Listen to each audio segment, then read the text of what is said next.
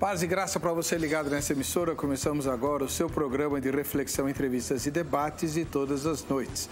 Hoje, o Vejam Só vai fazer uma entrevista sempre muito esperada e muito útil. Nós vamos conversar com o professor Dr. Rodrigo Silva, arqueólogo bíblico conhecidíssimo de todo o Brasil e do mundo, e também do programa Vejam Só. E nós vamos falar sobre uma coisa que, à primeira vista, parece absurda. Usar a arqueologia para desvendar o Apocalipse. Por que parece absurdo? Porque, pelo menos na cabeça da maioria das pessoas, o Apocalipse é um livro que trata do futuro. E a arqueologia é uma ciência que lida com o passado remoto. Como usar o passado remoto e os seus legados para interpretar um livro sobre profecia? Ou será que não é bem assim? Esse é o desafio da entrevista de hoje com o Dr. Rodrigo Silva. Está no ar o Vejam Só.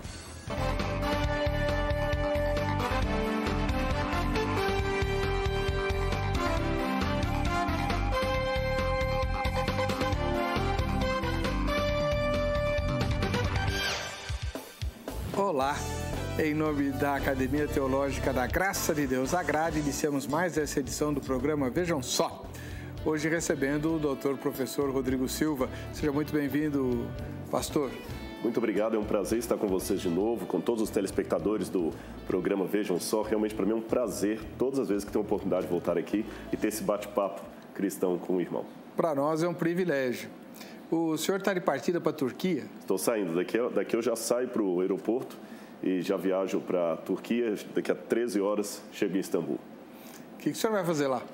Dessa vez nós estamos indo com um grupo de pessoas e nós vamos visitar vários sítios arqueológicos, tanto na Turquia como na Grécia, vendo os caminhos de Paulo e depois as 7 cartas do Apocalipse, inclusive no lado grego, na ilha de Patmos, e dando aulas, por exemplo, quando estivermos na cidade de Corinto, explicando a epístola de Paulo aos Coríntios, dentro do sítio arqueológico de Corinto. Então, entendendo, por exemplo, o papel da mulher na igreja, o dom de línguas, o capítulo do amor, por que Paulo escreveu aquilo, ou seja, o contexto ajudando a iluminar as páginas da Bíblia Sagrada. Aleluia. Boa viagem para o senhor. Muito obrigado por ter aceito o nosso convite. O doutor Rodrigo Silva é membro da Igreja Adventista do Sétimo Dia. Há quantos anos, hein, doutor? Eu me batizei na igreja no dia 25 de fevereiro de 1984. Aí já dá para fazer as contas aí, né? Mas o senhor já nasceu numa família evangélica? Não. Eu me tornei adventista, sou o único da família e eu era antes católico, mas até gostaria de deixar claro que eu não gosto muito de uma nomenclatura que às vezes entre nós tem. Então você se converteu quando se tornou adventista? Não, eu era um católico convertido, não é? Eu tinha ensinamentos e doutrinas que hoje eu discordo delas, mas quando eu tinha aquelas doutrinas, aqueles ensinamentos, eu orava, por exemplo, a oração da Ave Maria com a mesma sinceridade que eu faço uma oração hoje em casa.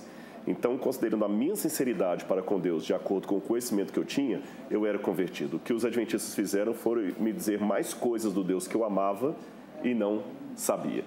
Então, de fato, me tornei membro da igreja em 1984 e estamos aí pregando até hoje, mas lembrando que o corpo de Cristo, que é a igreja de Cristo, é sempre maior do que a igreja a qual eu pertenço. Com certeza. Vamos ver a matéria que apresenta o tema de hoje, né? E já voltamos com a entrevista do Dr. Rodrigo Silva. A ciência e a Bíblia caminhando juntas. Para muitos, isso é uma utopia. De ambos os lados, vemos apenas ataques, e uma querendo eliminar a outra, refutando suas ideias e princípios. Mas e se eu falar que elas podem se completar? Isso mesmo, uma completar a outra. Quem sabe até uma confirmando a outra. Imagina só a ciência confirmando tudo aquilo que a Bíblia relata. Hoje iremos buscar explicações na arqueologia, nas descobertas científicas mais atuais, para entender o livro de Apocalipse. Será que é possível juntar essas duas questões, Bíblia e ciência, e ainda assim aprender sobre o Apocalipse? Ninguém nega que esse livro contenha visões incríveis e muitas vezes confusas. Ninguém nega que o Apocalipse descreve muitas coisas figurativamente. Essa, inclusive, é a natureza da literatura apocalíptica. Porém, é possível aprender muito sobre a aplicação e a atualidade do livro com pesquisas científicas. Para conversarmos sobre um assunto tão interessante, receberemos hoje em nosso estúdio Rodrigo Silva, teólogo pós-graduado em filosofia, mestre em teologia histórica e especialista em arqueologia pela Universidade Hebraica de Jerusalém, doutor em arqueologia clássica pela Universidade de São Paulo. Rodrigo é uma das grandes referências na área, na aplicação da arqueologia com a Bíblia. Rodrigo Silva é nome obrigatório quando o assunto são descobertas arqueológicas e a Bíblia. Por isso, vamos aproveitar muito esse bate-papo para aprender sobre essas duas áreas. Fique ligado, o Vejam Só já está no ar. Muito bem, hora de conversarmos com o Dr. Rodrigo Silva, autor dessa obra maravilhosa aqui, deixa eu mostrar na 2, Enciclopédia Histórica da Vida de Jesus, um livro enorme, né, com páginas em papel couché, ricamente encadernadas, com muitas fotos, figuras, diagramas, tem até o QR Code. QR Code. É um negócio fantástico, a obra de uma vida. Sei que o senhor já escreveu muitos livros, né? Alguns deles a gente vai mencionar aqui, mas esse é o mais bonito de todos. Puxa, é verdade, que fala da vida do Salvador, principalmente por causa disso. Não, e ele traz uma riqueza de detalhes impressionante. Você vai ver, por exemplo, a foto de uma ilustração de como era a estrebaria, entre aspas, onde o Senhor Jesus nasceu, né?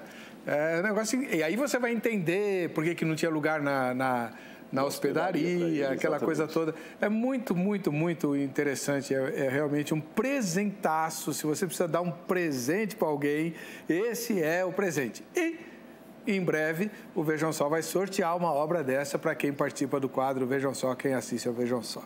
Parabéns mais uma vez pelo trabalho, obrigado, Glória Dr. Rodrigo. Agora, na matéria, o Zeca falou assim que a arqueologia vai nos ajudar a entender o Apocalipse. Dá para entender o Apocalipse? Bom, essa é a pergunta. Entender, devemos procurar, porque o próprio nome Apocalipse, ele vai na contramão do entendimento que muitas pessoas têm. Porque eu vejo duas vertentes, geralmente.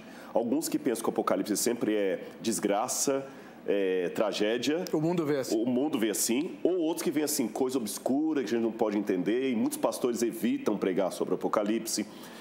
Na verdade, a própria palavra Apocalipse, ela já nos dá a ideia de algo a ser buscado. Eu vou explicar para você que está em casa, vai ficar fácil você entender. Aula de grego de 1 minuto aqui no programa. Em grego, e quem já estudou grego sabe o que eu estou falando, você tem várias preposições. Ante é contra, não é? Epi é sobre. E a preposição apó significa para longe de, algo que está longe daquela situação. Tá bom? Por exemplo, apóstolo, que é enviado para longe de, apoteótico, que está longe da terra, e assim por diante. Apóstolo significa enviado para longe? Enviado para longe. Então, bom, estemi, aquele que se veste para ser enviado para longe. Seria interessante os apóstolos de hoje serem... enviados, tu dizes. Agora, tem uma outra palavrinha grega que eu queria falar também. Vou falar 3 palavras. Apó, que significa para longe de. Eu, significa bom. Por exemplo, eutanásia, boa morte. Eulália, boa fala. Eunice, boa vitória. Calipto, significa sombra. Calipto é sombra. Então, eucalipto, boa, sombra. Agora, se ao invés de falar eucalipto, eu falo apocalipto, para longe da sombra, para fora da sombra. O que está longe da sombra, que está fora da sombra, está revelado. Revelação. Esse é o sentido da palavra apocalipse em grego, alguma coisa que está longe da sombra. Então, como o próprio início diz, apocalipse, isto Iesu Cristo, apocalipse de Jesus Cristo, que Deus lhe deu para revelar aos seus servos as coisas que em breve devem acontecer. Mas tudo bem que o título seja esse, mas está muito longe de as coisas lá estarem claras. Essa foi justamente o meu pontapé inicial para começar esse estudo. Porque, pastor Heber, hoje eu vejo, sem querer ser panfletário na crítica contra ninguém, mas existe uma hermenêutica do Apocalipse que ela complica porque é muito hermenêutica de jornal.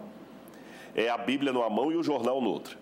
Então, aí, cada hora aparece uma besta do Apocalipse. Aí, tem uma hora que a besta é Nostradamus, outra hora a besta é Hitler, outra hora a besta é Saddam Hussein, outra hora é Bin Laden, agora estão falando que a besta é Emmanuel Macron. Quer dizer, cada hora, daqui a pouco vão falar que é o presidente Bolsonaro, os que são inimigos dele, né? Cada hora o Trump já ocupou essa posição. Então, cada hora tem. Então, primeira coisa, eu desconfio dessas hermenêuticas de jornal.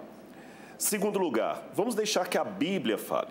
E eu vou falar uma coisa polêmica que não é o meu assunto hoje. Se você quiser me chamar um dia para isso, eu posso participar. Está chamado. Mas muita coisa que se fala de dispensacionalismo, por exemplo, é modismo. Uhum. Lutero não falava de dispensacionalismo, nem Calvino, nem Zwinglio, nada na história da igreja. Isso foi uma coisa que surgiu na modernidade, principalmente na Guerra Fria, que queria demonizar Estados Unidos, demonizar a União Soviética e os comunistas. Então, muita gente está pegando anacronismo. Vamos deixar que a Bíblia fale. Qual que é o princípio para interpretar o Apocalipse? Eu vou dar 4 chaves hermenêuticas fáceis, 4 códigos. Em primeiro lugar, deixe que o próprio livro interprete. Há passagens que o próprio livro interprete. Por exemplo, as águas nas quais viste que a mulher está sentada são muitos povos, nações e línguas. Pronto. Não precisa falar que a água ali é a camada de ozônio. Está ali falando. Ou o próprio livro da interpretação. Segunda chave hermenêutica, o resto da Bíblia. Por exemplo, a Bíblia sempre usa a mulher como símbolo do povo de Deus. E o Apocalipse bebem na Bíblia, como eu vou mostrar em algumas partes aqui. Não precisa ficar procurando longe. Terceira chave hermenêutica, olhar o contexto cultural do apóstolo João, greco-romano, as culturas da época, expressões idiomáticas que João usava. Não é que a Bíblia bebe nessas fontes, mas Deus comunica numa linguagem que as pessoas possam entender. Tá certo? E em quarto lugar, olhar a própria literatura judaica da época, porque João era um judeu acima de tudo. Então, esses 4 elementos podem me ajudar a lançar luz em muitas imagens e símbolos. Porque, por exemplo, se o Apocalipse fosse escrito hoje, certamente Deus usaria uma pomba para simbolizar a paz, uma pomba branca. Porque todos nós já temos a pomba branca. Pode ser um espírita, pode ser um católico, pode ser um testemunho de Jeová, um presbiteriano, um adventista, um ateu, viu pomba branca, pensou em paz. Deus, então, se desse a visão hoje, ele usaria o símbolo de uma pomba branca. O que eu tenho que fazer, então, é voltar no passado e tentar decodificar alguns daqueles símbolos, como eu pretendo dar alguns exemplos hoje aqui. Perfeitamente. Quanto tempo ainda tem nesse bloco, dona Angélica? E a arqueologia serve como ferramenta para fazer isso? Com certeza. Na verdade, eu chego a dizer que a arqueologia é uma ciência, uma ferramenta hermenêutica negligenciada em muitos seminários de teologia e em muitos manuais de hermenêutica bíblica, de exegese. A arqueologia tem também um papel na exegese, porque ela me coloca em contato com o tempo onde aquelas expressões idiomáticas foram usadas, onde aquele estilo foi usado. Vou dar um exemplo. Na época, quando o Apocalipse promete que nós teremos vestes brancas no céu, uma promessa que, sinceramente, não faz muito sentido. Se eu falar assim, olha, você vai para o céu porque no céu você vai ter vestes brancas. Diz que uma vez uma criancinha estava vendo um livro desses de ilustração, de Bíblia ilustrada para criança, e falou, no céu eu não quero vestir essas camisolas brancas, não. Como é que eu vou subir em árvore e jogar bola com isso? Por que lá promete ter veste branca? Na época de Cristo, na época do Novo Testamento, era muito cara a produção de uma veste, era muito cara. As pessoas comuns tinham, no máximo, 1 ou 2 vestes. E era um tom pastel para não sujar muito. Para confeccionar uma roupa, era quase como comprar um carro 0 quilômetro. Não é todo mundo que tem dinheiro para isso. Então, o que as pessoas tinham? Quando havia uma situação muito especial, por exemplo, um casamento, ou ir ao templo em Jerusalém, ele tinha que ter uma veste branca, nova. Ou ele tinha que lavar a veste dele, se ele não tivesse dinheiro. Tanto é que lá em Isaías fala que Jerusalém tinha o campo dos lavandeiros, que eles lavavam as vestes. Ou ele tinha que comprar uma veste branca, nova. Uma das duas coisas. Então, para você comparecer diante do templo, você tinha que gastar um bom dinheiro. Você não podia ir com a veste normal do dia a dia suja. E nem todo mundo tinha dinheiro para isso. Então, quando Deus promete, na Nova Jerusalém, todos andarão de vestes brancas. E as pessoas perguntam, onde é que nós vamos comprar vestes brancas? É muito caro. Não se preocupem, eu vou providenciar. Vocês vão ter as vestes de vocês alvejadas no sangue do Cordeiro. Todo mundo vai poder comparecer ali. Para quem vivia num contexto em que ir ao templo era uma coisa muito rara e dependia de um grande dinheiro e recursos financeiros para você ter uma veste para ir lá, uma promessa que nós vamos viver dia e noite na Cidade Santa, é uma promessa riquíssima. Uau!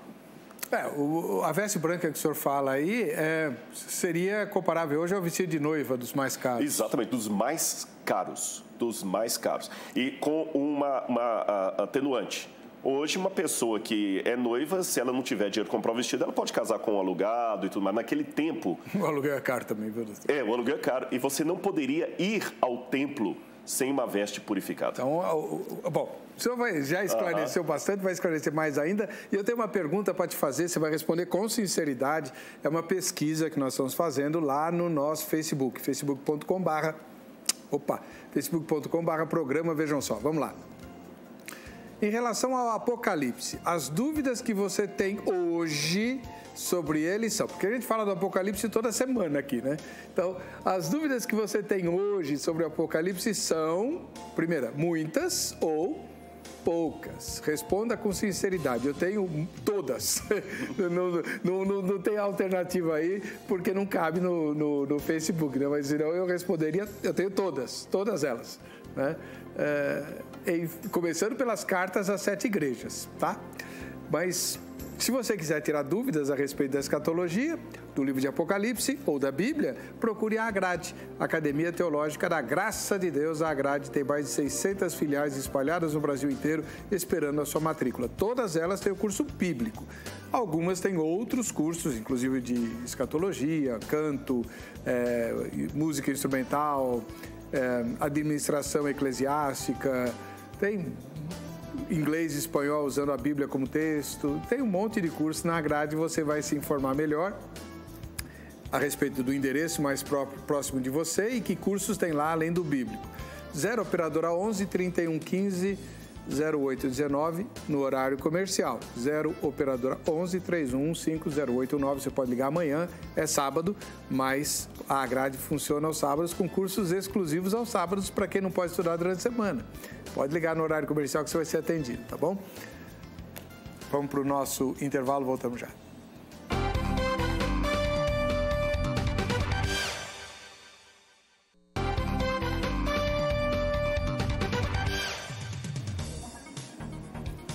Olha só, somos gigantes aqui, né? O gigante aqui, no caso, é o doutor, professor Rodrigo Silva, que dá aulas no Centro Universitário Adventista de São Paulo. Esqueci de falar no bloco anterior, né? O NASP. O NASP, Engenheiro Coelho. O senhor dá aula do quê? Eu dou aula de arqueologia, claro. Arqueologia do Novo Testamento, e também arqueologia Egito e arqueologia Mesopotâmia. Egito e Mesopotâmia? Mesopotâmia? Mesopotâmia. Puxa vida, eu tenho um livro que eu comprei na época que eu fazia história na USP. A história começa na Suméria. Conhece esse livro? Não, esse eu não lembro. É a tradução... Poxa, tem um livro que ele não conhece. E eu tenho. Olha só. É a tradução dos tabletes, de escrita cuneiforme, né? Então será que é do Padre Manuel Busson? Porque o Padre Manuel Busson era o único assiriólogo do Brasil, faleceu, era professor da PUC do Rio de Janeiro.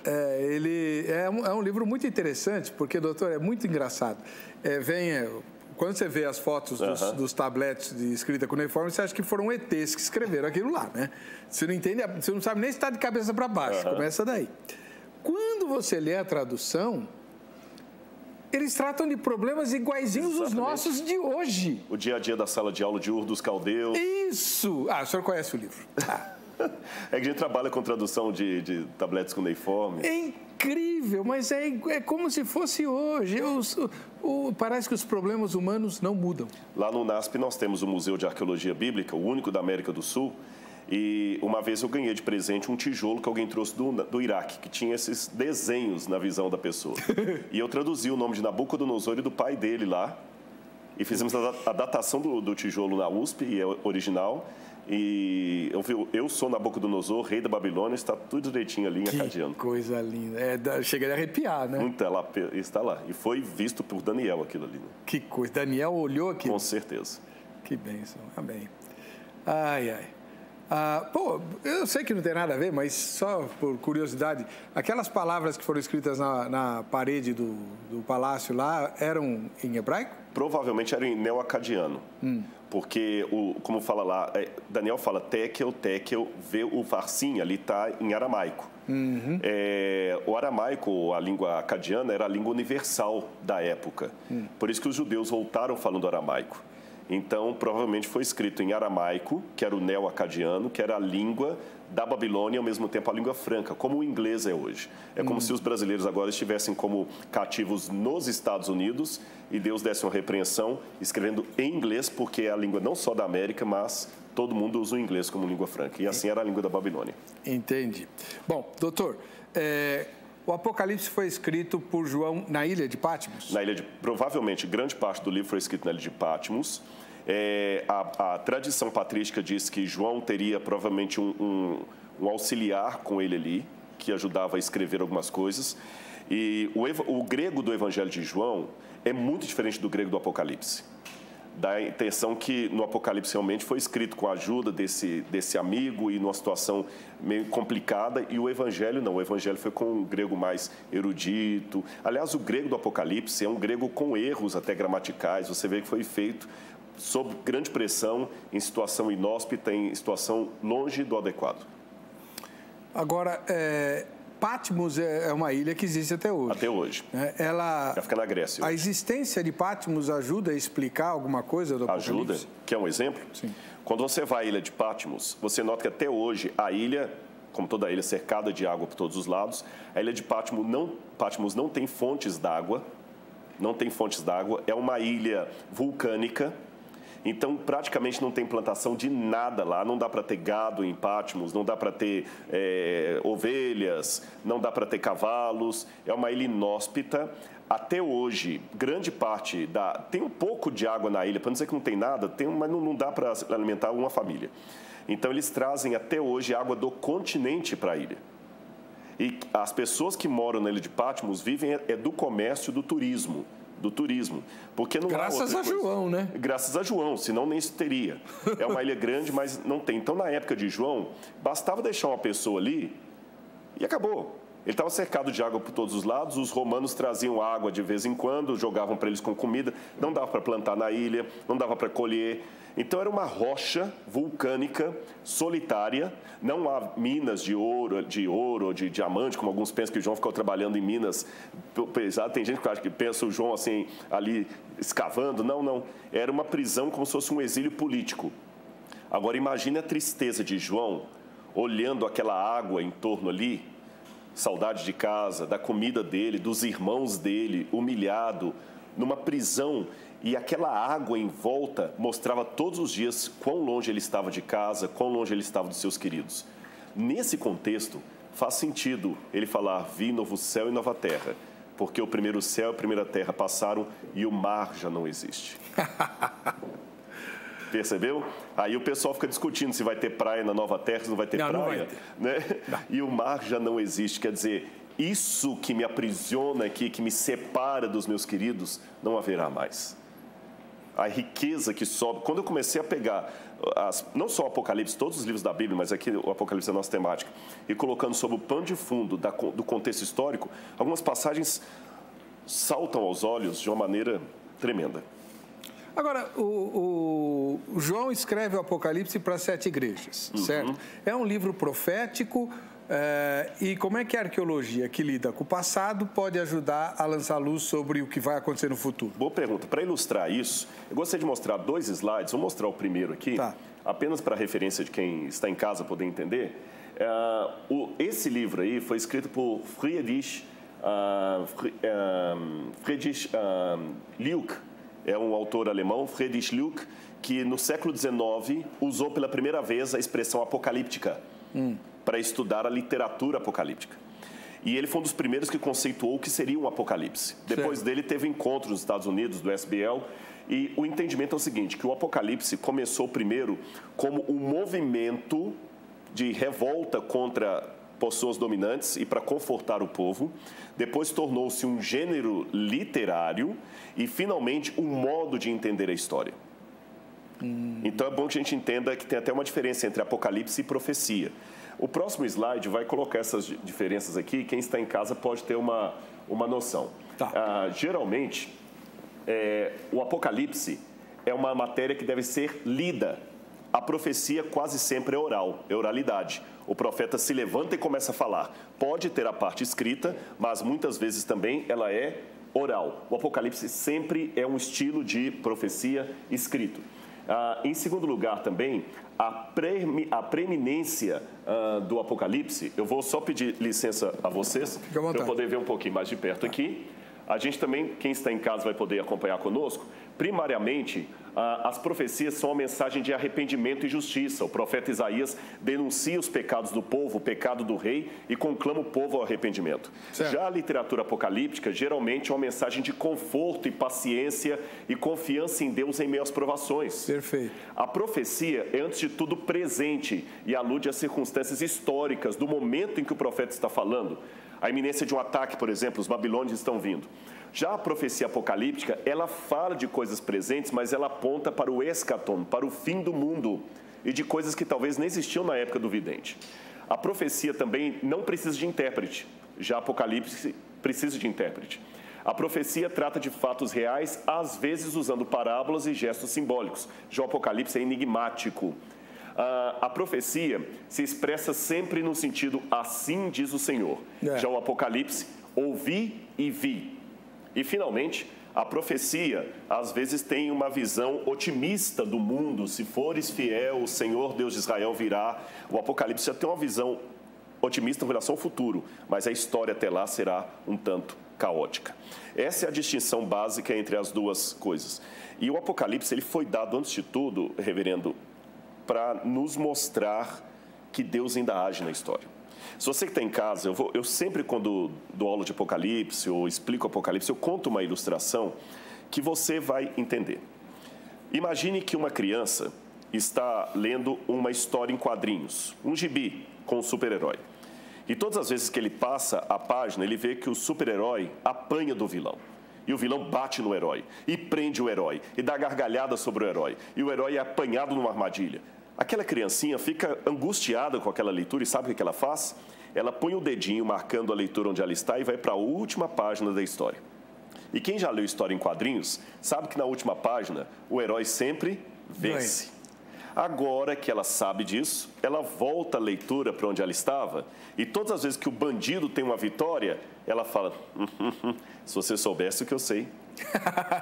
E o bandido dá uma gargalhada que venceu o herói, falando, venceu não, se você soubesse o que eu sei. O Apocalipse é, antes de tudo, Deus nos antecipando a última página da história desse mundo. E com essa antecipação, eu posso voltar para onde eu estou, olhar para o inimigo de Deus, o inimigo do povo de Deus, nos olhos e falar, se você soubesse o que eu sei. Então, o Apocalipse, bem entendido, sem sensacionalismo, sem teologia de jornal, sabe? Ele trará um reavivamento. Eu até desafio, reverendo, se os pastores e os irmãos estudassem especialmente as profecias de Daniel e Apocalipse, haveria um reavivamento na igreja tão grande, que muita coisa poderia ser resolvida com essa volta, essas duas fontes apocalípticas, Daniel e o Apocalipse de João. Mas, professor, o que assusta tanto em Daniel quanto em Apocalipse é a dificuldade de interpretar os símbolos, os signos. O senhor mesmo colocou no seu diagrama.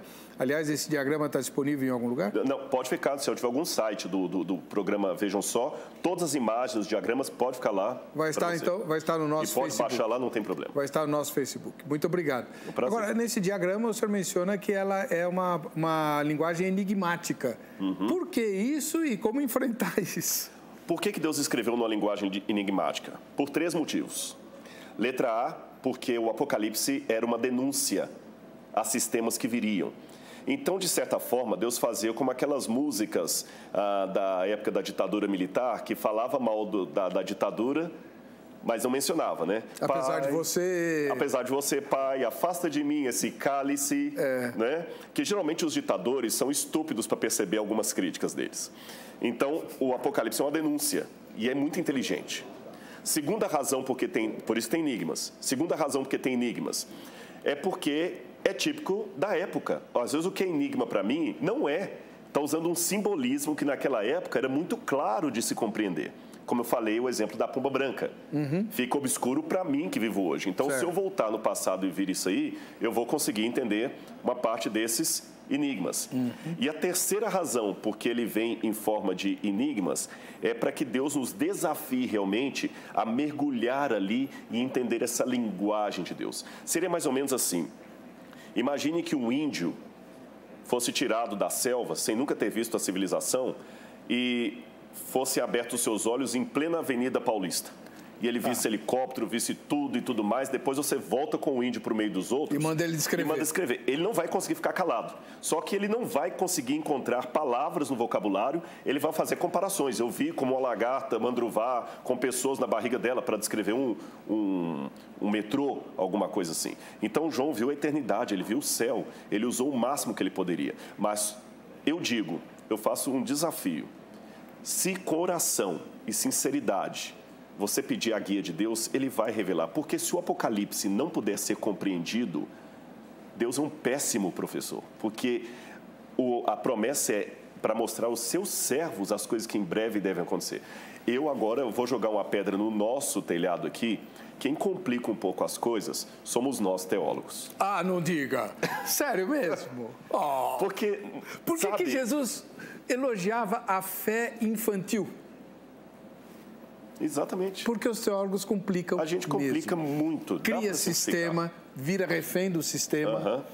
O senhor tem toda a razão. Eu vejo isso aqui toda semana. Eu vou dar uns 2 ou 3, não sei se tem tempo nesse bloco. Eu queria mostrar, Angélica, se tiver uma próxima imagem aí, para você em casa poder entender o que nós vamos ter aqui, pode passar essa mesma, essa imagem. Olha que interessante.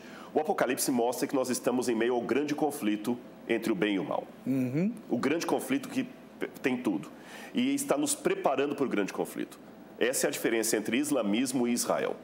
Islã significa submisso a Alá, submisso a Deus. Israel é o homem que luta com Deus, que fala de Jacó. Por que Deus luta? Porque estamos numa guerra cósmica entre o bem e o mal. E não se treina um soldado jogando dama com ele. Por isso que Deus dá provações às vezes. Não é que Deus tem prazer na nossa dor, é para nos treinar. E nesse conflito é interessante que o diabo, ele não é um opositor a Deus no sentido preto no branco. O diabo é uma caricatura de Deus, ele imita a Deus, mas por paródia. E o Apocalipse é um espetáculo paralelo de Satanás. Veja bem, você tem o cordeiro que foi morto e que está sentado no trono de Deus. Certo. Você tem a besta, que tem uma das cabeças também ferida de morte e que está sentada no trono do dragão. Certo. Você tem o selo do Deus vivo colocado na fronte dos 144 mil. Você tem a marca da besta colocada também ali. E por que a marca é colocada na testa e na mão? O que Deus ordenou aos judeus no Antigo Testamento? Coloque diante dos seus olhos por frontal e na sua mão a marca da lei de Deus. São o Shema Israel. Exatamente, o Tefilim, né? Shema Israel, Adonai Eloheinu, Adonai Echad. Ouve, ó Israel, teu Deus é único. E lá a besta faz a mesma coisa, coloca uma marca na testa e na mão. Puxa, eu nunca tinha pensado nisso. As 2 testemunhas mártires que você tem no Apocalipse lá, e você tem 2 bestas. Você tem a mulher vestida de sol e você tem a mulher adúltera. Você tem as 3 mensagens angélicas de capítulo 14 e você tem os 3 espíritos imundos do Armagedon. Eu dei apenas ali a guisa de ilustração, então você entende o espetáculo paralelo de Satanás. E tem mais uma próxima foto aí. Olha aqui, por exemplo, esse aqui, já que falou das 7 igrejas, é um exemplo de um apocalipse da época de João. Então, vou revelar uma coisa que talvez muita gente em casa vai se surpreender. Há mais de um apocalipse, mas nem todos foram inspirados por Deus. O apocalipse da Bíblia usa um gênero literário chamado apocalipse, mas nem todos os apocalipses foram inspirados por Deus. Como, por exemplo, a Bíblia tem poesia. Então, mas também a poesia que não é inspirada. Então, Deus usou um estilo que o povo podia entender. E nos apocalipses, de modo geral, como esse que apareceu na tela aí, que é chamado o Apocalipse dos Animais, a história do mundo era sempre contada em partes. E eles pegavam, por exemplo, trechos do passado e do futuro, do passado e do presente. Então, contavam em capítulos a história do povo de Deus, mas de que maneira? Usando emblemas. Aparecia primeiro um leão, depois um outro animal, e cada coisa daquela era um emblema. Às vezes também fazia discursos. O discurso número 1 era o período X da história, o discurso número 2, o outro período. Ou num evento, parece o vento, depois o sol. E sempre era a história do povo de Deus em capítulos. Por isso que João começa com 7 cartas às 7 igrejas, que é a história do povo de Deus contada em capítulos. Só que a diferença é que ele conta desde o período dele até a volta de Jesus. E pode olhar que em cada uma das cartas existe sempre uma advertência ou promessa de Cristo. Eis que venho sobre ti. Conserva o que tens até que eu venha. Se não cuidares, virei até ti. Todas as igrejas, virei até ti. Virei como ladrão. E quando chega em Laodiceia, não fala virei. Eis que estou à porta e bato. Laodiceia é o último período da história do povo de Deus. E quando você vai estudar a carta de Laodiceia, por isso que Apocalipse não foi escrito só para 7 igrejas, foi para todas as igrejas. Aquelas 7 que estavam na Ásia representavam todas as igrejas e Deus usou como símbolos de 7 períodos da história da igreja cristã. E, curiosamente, é assim que interpretaram Lutero, Calvino, os grandes protestantes. Eu vou falar uma coisa aqui... Escola historicista. Historicista. Eu vou falar uma coisa aqui.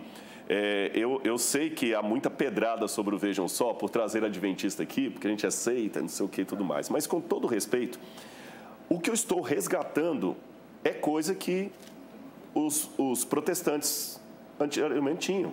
Então, se hoje eu não acredito no arrebatamento... Desculpe, eu estou em boa companhia, porque tinha um monte de outros passados também que não... Arrebatamento pré-tribulacional. Pré-tribulacionista. Então, tem muita coisa que é modismo moderno e que hoje campeia, mas vamos voltar às fontes, vamos ver como é que aquilo foi interpretado ao longo da história do cristianismo. Isso é uma coisa que eu inventei hoje ou tinha no passado. E esses homens, para mim, iluminados pelo Espírito de Deus, enxergavam coisas que hoje eu estou... na verdade, descobrindo a roda.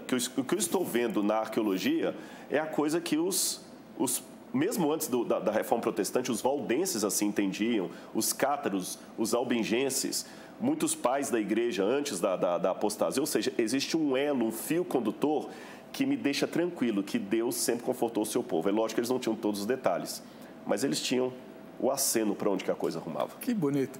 A gente tem que ir para o intervalo. Olha só, olha essa tomada. Ficou bonita, né?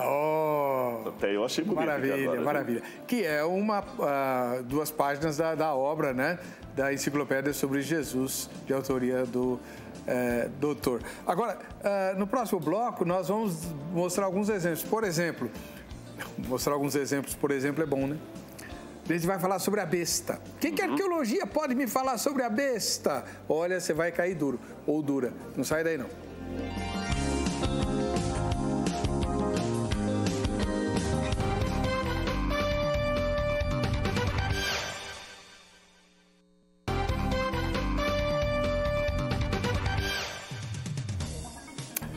Opa, outra tomada maravilhosa. Olha lá, que arco é esse aí, hein? Isso aí na cidade de Corazim. Ai de ti, Corazim? Não, desculpa, isso não é Corazim, falei errado. Isso aí é Cesareia Marítima. É Cesareia Marítima, está o mar Mediterrâneo lá no fundo. Herodes tinha um palácio lá, né? Herodes tinha um palácio, exatamente, onde Paulo, inclusive, dali que ele é julgado, e dali ele vai para Roma, né? Preso. Tá, foi lá que Félix e o Festo, exatamente, lá. Por pouco me persuados a ser cristão. O doutor Rodrigo, vamos voltar a falar do Apocalipse e da arqueologia. O senhor ficou nos devendo alguns exemplos. Então, eu até combinei com o pastor Eber, eu vou passar para vocês algumas fotos agora devido ao tempo, mas que podem ilustrar algumas passagens. Então, vamos ver a próxima que nós temos aqui. Essa aqui é uma pedra interessante. Essa é a base do deus Aion. O deus Aion era cultuado em Roma na época de João.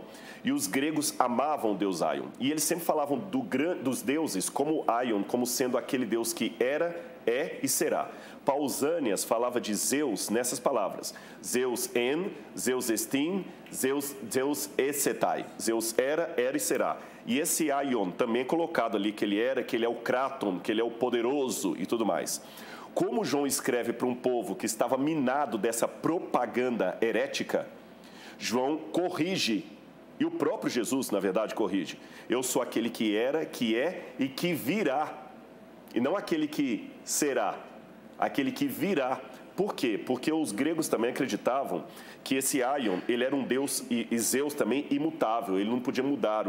O Parmênides, a escola eleática, dizia que Deus não muda, nele não há mudança.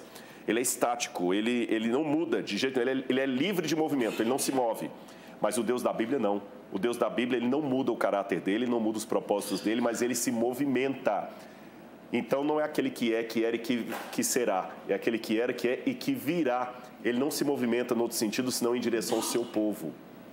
E é interessante que enquanto naquele pedestal lá, ainda chamado de Kraton, poderoso, aqui Jesus aparece assim, aquele que é e que será o Todo-Poderoso.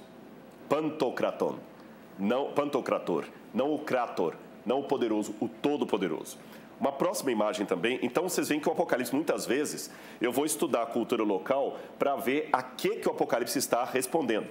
Esse aí é uma revista da Biblical Archaeologist e uma revista de Ward Dalia, que são relatórios arqueológicos descobertos nos anos 60.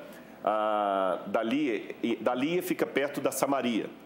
E me chamou a atenção que Frank Ross, que inclusive foi professor de Harvard, já morreu, eles encontraram uma coisa muito interessante em Israel. Na próxima foto eu vou mostrar para vocês.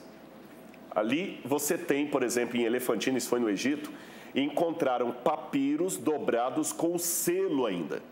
Perceba o selo, bem em cima. É um selo de cera. Selo de cera. Ou de argila, muitas vezes. Sim, de argila, a maioria das vezes de argila.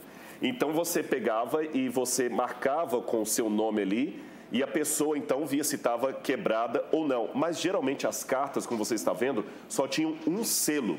Porém, lá na Samaria, próxima imagem, naquele artigo que eu mostrei para vocês, aqui encontraram outros selos, que você pode olhar já rompidos. Mais um. Próxima foto. Próxima. Só para vocês terem noção como é que era o selo, quando fala do selo ali do livro selado. Tem um sinete lá, né? Tem um sinete, alguém sinalizou, e o pedaço da corda ainda que amarrava. Que amarrava o selo. Ou seja, não era selo como selo de carta, era um lacre. Um lacre. Próximo. Agora, vejam bem, na foto ali, se você olhar bem no seu vídeo, à direita do seu vídeo, tem um selo, uma carta embaixo, só que essa tem 7 selos. Igual do Apocalipse. Igual do Apocalipse. Mostra mais uma próxima foto também. Lá, outro também com 7 selos, só que alguns selos caíram. Certo. E nós descobrimos uma coisa. Cartas e documentos, geralmente, um selo só. Mas quando se tratava de um atestado, de um testamento, de uma herança que será deixada, esta era a única que era selada com 7 selos. Todas as outras tinham um selo só. Mas quando era herança, 7 selos. Porque ela era selada diante de 7 testemunhas.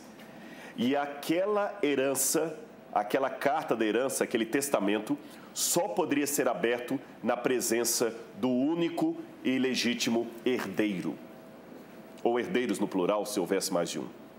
Por isso que no capítulo 5, quando João vê diante do trono um livro selado com 7 selos, e que ninguém podia nem olhar para ele, João começa a chorar. Quando eu pego isso, pastor, e coloco como pano de fundo da arqueologia, o que é que eu deduzo? Aí muita gente fala, esse livro dos 7 selos aqui, aqui é o juízo de Deus, isso aqui é isso. Cada um fica inventando uma coisa, é só voltar no passado. Quem lia o Apocalipse naquela época já entendia. Ali está se tratando de um testamento. E se João chorava, é porque ninguém era digno de abrir. E quem era a única pessoa digna de abrir um testamento? O herdeiro. O herdeiro. E quem podia abrir ali? O cordeiro. Porque Cristo é o herdeiro. E nós somos co-herdeiros do reino com Cristo. E se você pegar a Bíblia mesmo, Paulo vai falar lá, por exemplo, se você ler Hebreus capítulo 1, verso 2, Paulo, eu acredito que Paulo provavelmente foi o autor de Hebreus, Paulo fala, Deus constituiu Cristo herdeiro de todas as coisas. Tá bem? Então, nós somos co-herdeiros de Cristo. Não ficou claro assim desse jeito? Então, o livro selado com 7 selos não é um livro de profecia, é um testamento, É um testamento de Deus, mas é interessante que o testamento, na época de João, ele tinha que ser aberto diante das cada testemunha tinha que testemunhar o evento do lacre daquilo. Certo. Por isso que cada vez que ele quebra um lacre, acontece uma coisa. Porque, nesse caso, quem é a testemunha? É a igreja. Certo. Por isso que, novamente, nós temos eventos que vão acontecendo durante todo o período da história do povo de Deus. Cada vez que quebra um lacre, é como se um testemunho mostrasse que Cristo realmente comprou o mundo para o seu povo, para a sua igreja. Por isso que aparece um cavalo, um cavaleiro. Eu teria que ter mais tempo para explicitar tudo isso, que tem uma referência ali com o livro de Zacarias. Agora, a gente falou da besta, né? O que mais suscita curiosidade entre os crentes hoje, acho que sempre, né? É a identidade da besta, ou como interpretar a besta de Apocalipse 13. Vamos pegar por etapas. Em primeiro lugar, é interessante que o Apocalipse ele é escrito de uma forma de quiasmo. Vou explicar isso para quem está em casa. Se você olhar a Bíblia, ela foi escrita para a maioria das pessoas que não sabiam ler nem escrever. Quer um exemplo? No Apocalipse fala assim, quem tiver a Bíblia, abra comigo aqui, por gentileza, e pode ver o que está escrito em Apocalipse, capítulo 1, versículo 3. Bem-aventurados aqueles que leem e aqueles que ouvem as palavras da profecia e guardam as coisas nelas escritas, pois o tempo está próximo. Tem um erro de tradução aqui na minha Bíblia, porque no grego está assim, bem-aventurado aquele que lê e aqueles que ouvem. Só um que lia, porque a maioria não tinha acesso ao livro e nem tinha capacidade de ler. É por isso que os comentaristas falam que o Apocalipse era lido em voz alta. Lido em voz alta e lido com técnicas de memorização, mnemotécnica. E a mnemotécnica na época bíblica usava, por exemplo, a poesia. É como se poesia na Bíblia não é rima. É mais ou menos assim, a menina era bonita e inteligente. Uma garota esperta e charmosa. Eu falei a mesma coisa com palavras diferentes. Se você olhar na sua Bíblia, o Salmo é todo assim, né? Você pode olhar, os salmos são sempre frases paralelas. E o quiasmo é quando você pega um paralelo aqui, aqui, aqui e vai juntando. E vai fazendo... Pode olhar, por exemplo, as 7 cartas têm promessas que apontam para o final do livro. Ao vencedor, dá-lhe que se assente no trono de Deus, que coma da árvore da vida, que beba da água do rio da vida. Tudo vai fechando, fechando, fechando. E quando fala da besta, o pessoal fica preso só na besta. Vamos olhar o contexto maior. Aparece primeiro um dragão, certo, uma mulher vestida de sol e 2 bestas. Certo. Agora, vamos pegar o enredo. A mulher é o povo de Deus. E o dragão sempre era o símbolo máximo do mal. Sempre o símbolo máximo do mal. E eu tenho que explicar esse dragão para entender a besta. Passa o próximo slide e você vai ver o que nós temos ali. Vamos ver aqui. Olha aí. Isso aqui é desde a época do Antigo Testamento. Isso aqui é um selo ugarítico, onde você tem um deus pagão, o deus Yam, às vezes aparece como sendo Baal, às vezes como sendo Yam, lutando contra um dragão de 7 cabeças. É mesmo. E ele está cortando a cabeça de um dos dragões. Esse dragão é chamado de Lotam, ou também conhecido como Leviatã, a serpente do mar. E é um encontro que, desde a época do Antigo Testamento, já havia uma ideia do mal máximo representado por 2 monstros. Um que sai da terra, outro que sai do mar. Tá brincando? Sim. Inclusive, eu deduzo, isso aqui eu não posso provar, é uma ideia minha, que isso vem da tradição adâmica. Porque Adão recebeu a história da redenção. O evangelho foi pregado para Adão. E Adão contou para os seus filhos que foram passando de geração em geração e foi deturpando, porque ninguém falsifica uma nota de $7. Você pode inventar uma nota de $7, você não falsifica. Você falsifica o que é verdadeiro. Por isso que eu encontro no mundo pagão muitas coisas que eu encontro na Bíblia também. E se você ler em casa o texto, por exemplo, de Isaías, capítulo 27, verso 1, você vê que é interessante. Olha o que diz Isaías 27, verso 1. Naquele dia, o Senhor castigará com a sua dura espada o grande e forte dragão. O dragão aqui é o Leviatã. A serpente veloz. O dragão, a serpente sinuosa. E matará o monstro que está no mar. A mesma coisa aparece, você pode ler em casa depois, no Salmo 74, 13 e 14. Então, enquanto os pagãos diziam que Iam lutava e cortava a cabeça do dragão do mar, que era o símbolo do mal, a Bíblia fala que quem pode fazer isso é o Deus de Israel. No livro de Jó, o livro de Jó termina de uma maneira interessante. Deus começa a fazer perguntas para Jó. Onde é que você estava quando eu fiz isso, quando eu fiz aquilo? E no final, o que Deus mostra? Deus batalhando contra 2 monstros. O Behemoth e o Leviatã, que traduziram como crocodilo e como hipopótamo. O monstro do mar e da terra. este mesmo quadro do grande conflito volta para o Evangelho de João. Então, por isso que ele vê dois monstros, um do mar e outro da terra. Mas qual a identidade desses monstros? Pode mostrar o próximo slide aí?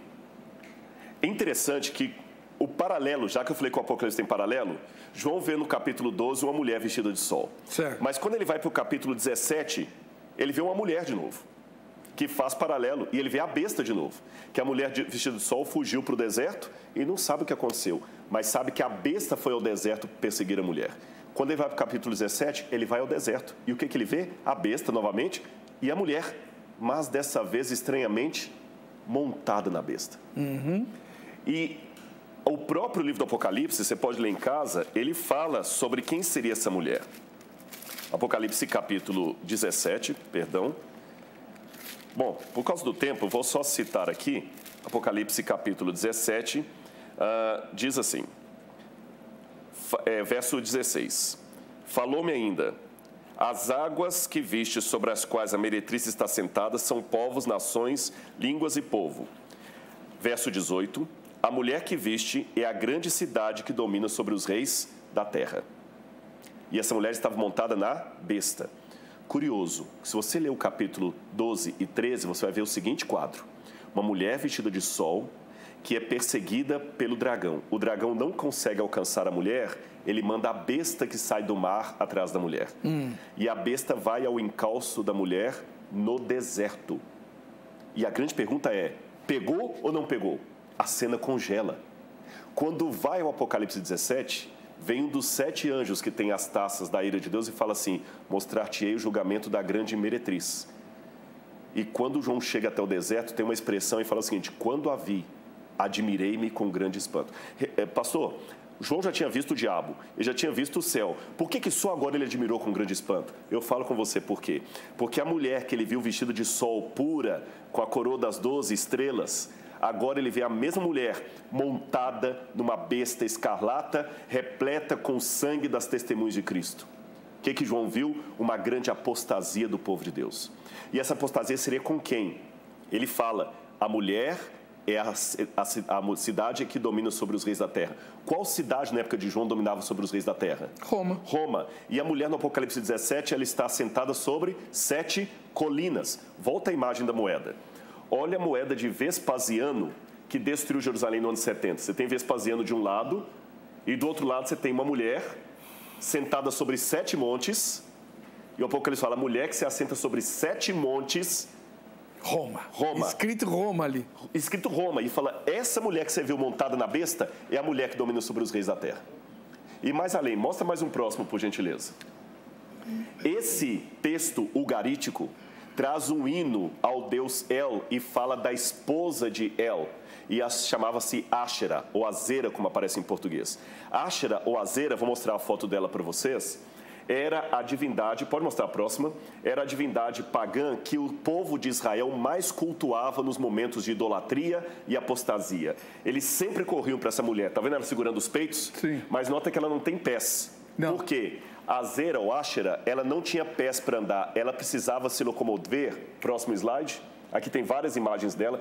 Muitas dessas, eu tenho algumas dessas estátuas no nosso museu. Certo. Foram encontradas em assentamentos judaicos. Ela é a rainha que os judeus... do céu. Rainha do céu. A rainha do céu que menciona Jeremias. A apostasia dos cultos de Baal sempre é atrás dessa mulher. Tá vendo que ela não tem pé? Certo. Por quê? Próxima foto. Ela sempre precisava montar como uma prostituta num animal de carga. Sempre. Mais uma foto. De novo, outra foto de Áshera montada no animal de carga. E aquele hino de El fala o seguinte, entra no templo de El a grande Áshera, e ela dá o seu vinho para todos os reis da terra. E todos bebem e embriagam com o vinho da grande Áshera. Quem pode pelejar contra ela? Essa Áshera era o grande tendão de Aquiles da apostasia do povo de Israel no passado. Quando João viu a mulher montada na besta, ele lembrou de Áshera, ele lembrou das apostasias do passado, e Deus falou com ele, João, o que aconteceu no passado vai acontecer de novo no futuro. Com os cristãos agora. Com os cristãos. Eles também vão se juntar. E com quem, Senhor? Com a mulher com a cidade que domina sobre os reis da terra. E quando o cristianismo se juntou com Roma e trouxe toda a apostasia que se estendeu durante a Idade Média, Idade Moderna, ali se conflagrou o que seria a besta do Apocalipse. O que Paulo falou, a volta de Cristo não se dará sem que primeiro venha a apostasia e seja revelado o iníquo, o filho da perdição. E interessante que João fala que o anticristo já existia no tempo dele. Então, esse negócio de ficar buscando o anticristo hoje, vários, né? Isso é modismo de Hal Lindsey. Porque o anticristo existia. E qual anticristo existia lá? Roma. E você vê como eu falo assim, a besta que vira, ela era, não é e virá a ser. Porque era na época de João, ficou um tempo adormecida e vai voltou voltar a ser. Ou seja, a besta do Apocalipse é o Império Romano que voltou cristianizado para enganar as pessoas com o vinho da sua devassidão. É só ler o Apocalipse dentro do contexto. Eu tenho tempo para mais uma coisinha? Para terminar. Então, para terminar, eu quero mostrar uma última coisa aqui. Mostra só mais 2 quadros aqui. Esse primeiro, Áshera foi cultuado em vários povos. Sempre sem pés. Sempre a mulher sem pé montada numa besta. Isso aí quando ela foi cultuada pelos gregos. Só que quando os gregos a cultuaram, eles mudaram o nome dela. Sabe como é que eles a chamavam? Europa. Tá brincando? Próximo slide. Europa montada no animal que sai do mar. Pega no Google, procura o mito de Europa. Então, João viu que estava falando de algo relacionado à Europa. E a gente sabe que a apostasia começou quando a igreja se juntou com Roma na Europa. Quem lê história entende. E o último quadro que eu queria mostrar é esse próximo aqui, que para mim é o mais sensível. Mostra o próximo, por favor, Angélica. Pode passar mais. Esse. Reverendo Weber, essa coluna foi encontrada em Jerusalém em 2018. O ano passado? 2018, ano passado. Ela foi encontrada num bairro, eles estavam fazendo uma manobra de rua, encontraram a coluna, e na coluna está escrito o nome Hanania ben Dodelu le Yerushalayim. Ananias, filho de Dodelo, de Jerusalém. Por quê? E o mais incrível, 2000 anos. Jerusalém escrito em hebraico de 2000 anos, como uma criança judia pode ler hoje. Mas por que alguém escreveu o nome dele de Jerusalém numa coluna? Nos tempos bíblicos, havia o costume que quando você ajudava a erguer uma sinagoga ou alguma coisa do templo, você tinha o privilégio de escrever o seu nome na coluna da sinagoga, da casa de oração ou do templo. Até os pagãos tinham esse costume. Em Cafarnaum, por exemplo, na sinagoga tem uma inscrição lá dos filhos de Mônimos que ajudaram a erguer aquela coluna. Então, essa coluna diz que esse Dódelos, esse Ananias, filho de Dódelos, ajudou a construir talvez algum santuário para Deus, uma sinagoga, ou quem sabe o próprio templo de Jerusalém, e por isso teve o privilégio de ter o seu nome, o da sua família e da sua cidade escrito ali naquela coluna. Eu vou para o Apocalipse. Ah, não. Fala. É lindo demais isso. E eu termino com essa palavra aqui, isso me emociona. É muito lindo isso. Apocalipse capítulo 3, versículo 12. Ao vencedor, faloei coluna do santuário do meu Deus, e daí jamais sairá. Gravarei também sobre ele o meu nome, o nome do meu Deus, e o nome da cidade do meu Deus, a Nova Jerusalém, que desce do céu, vinda de Deus, e o meu novo nome. E o meu desejo para você que assiste o programa Vejam Só, é que você ajude a construir o reino de Deus nessa terra, e que nós dois aqui, que estamos na TV, e você que está assistindo de casa, temos o privilégio de ter o nosso nome escrito nos fundamentos da Nova Jerusalém de Deus. Porque Deus podia fazer tudo sozinho, mas Ele prefere contar conosco. Isso é um grande privilégio. Isso é forte demais, doutor. Isso me emociona. Mas é para emocionar. É pregação. Apocalipse é pregação, é conversão. Lê o versículo de novo. Não é lindo demais? E põe a foto da coluna. Põe a foto da coluna. Ao vencedor, faloei coluna no santuário do meu Deus, e daí jamais sairá. Gravarei também sobre ele o nome do meu Deus, e o nome da cidade do meu Deus, a Nova Jerusalém que desce do céu, vinda da parte do meu Deus, e o meu novo nome.